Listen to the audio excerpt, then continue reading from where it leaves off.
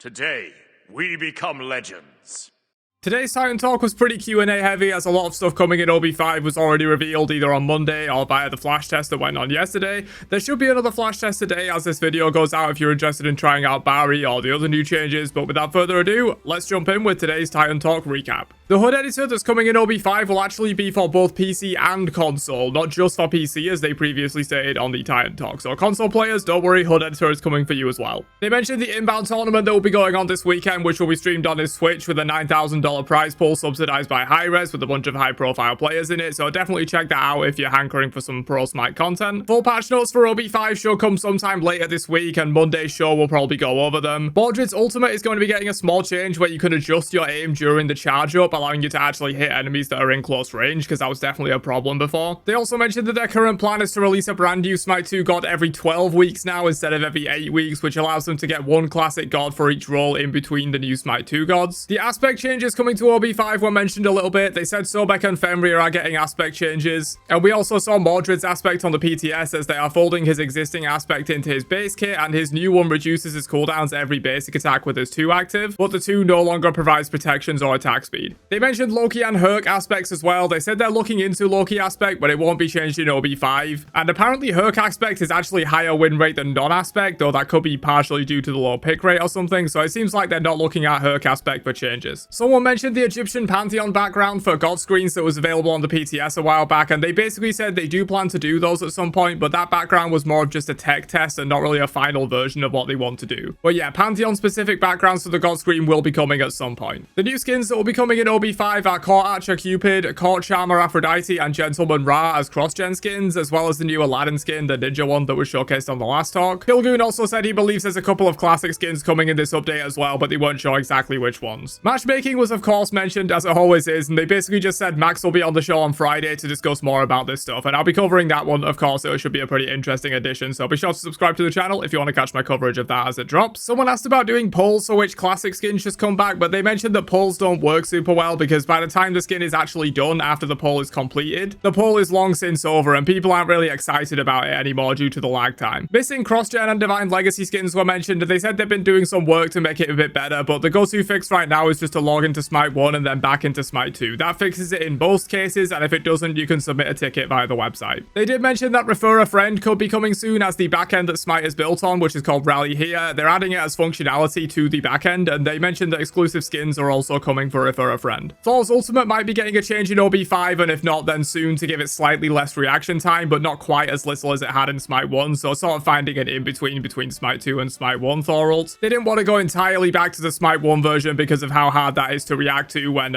beads are less available and stuff like that in the one relic system. It might just be a little bit too powerful. They will continue to release new changes a week into the patch cycle. It just won't be a ported god, of course, like it was before. Usually a new aspect, new items, or anything like that. They mentioned making it so the loading screen, tab screen, and post-match lobby are role ordered and sorted, but it might be a little while until that's in, but it is on their roadmap. Someone asked for gifting to come back, and they basically said it's very difficult to deal with because there's a lot of arbitrage purchasing. Basically, in some countries, things are priced higher or lower based on the income of the people in that country, and people would often create accounts in cheap regions, then gift their main account in an expensive region a bunch of gems or skins for cheaper than you could normally buy them for. So probably gifting is not coming back in Smite 2 for that reason, which is unfortunate. We can't have nice things, but I understand why they wouldn't want to bring it back. Someone asked about Flat Pen coming back to potentially help deal with the issues in the game right now, and they said they're aware that bruisers are too good and tanks aren't good enough, but Kilgoon doesn't really have enough info to say whether Flat Pen will be a good addition in that regard. OB5 will have a skin booster button that can be used for legacy gems only in Assault. Kinda weird, but I think they're just testing the tech before a larger rollout of boosters that they mentioned before on Titan Talk. They mentioned that based on the data they have, it's better to wait a little while before dropping an aspect for new ported gods rather than releasing them alongside the god, as it can draw attention away from the +1 changes if the aspect is too strong and that's the only way it's used, or the other way around if the aspect is too weak and never used. Someone asked about Smite birthday anniversary events and whatnot, and they said they're going to do it based on Smite 2's release going forward, not Smite 1.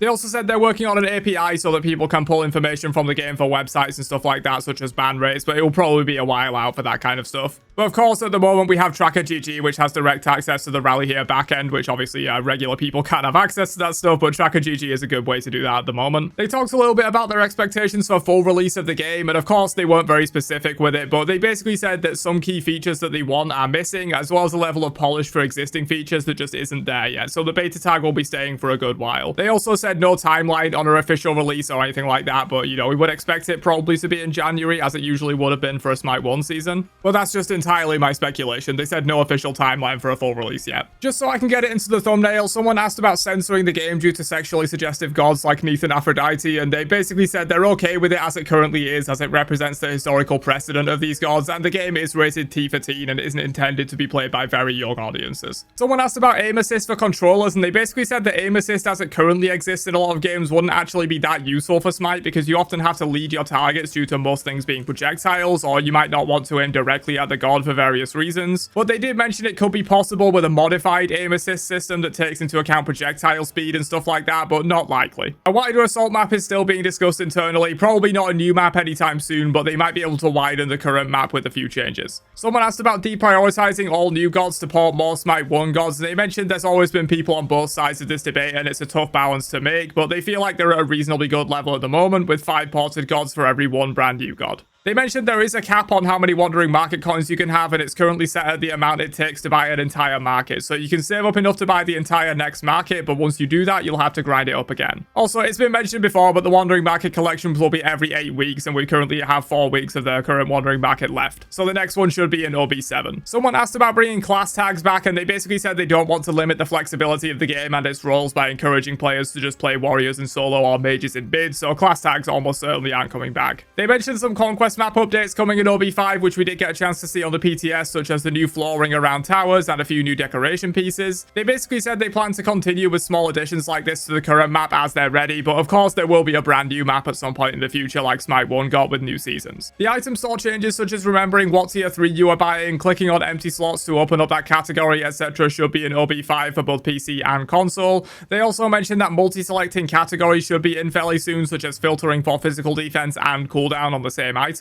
Another OB5 flash test should be up as this video goes out for a few hours if you want to try out Barry and the new stuff in OB5. And finally, they mentioned that they do want to do crossovers again for Smite 2, but they're very time intensive and some of them require a lot of bespoke tech, almost on the level of a tier 5 skin, which is kind of crazy. They just have a lot of other things to focus on right now, such as ported gods, new gods, aspects, new items, all that kind of stuff, but they do want to do crossovers again at some point. But that's it for today's Titan Talk. Hopefully this quick recap was useful for you, and if it was, don't forget to drop a like before you leave, and I'll catch you guys for another one later on. Have a great day, and peace out, you nerds.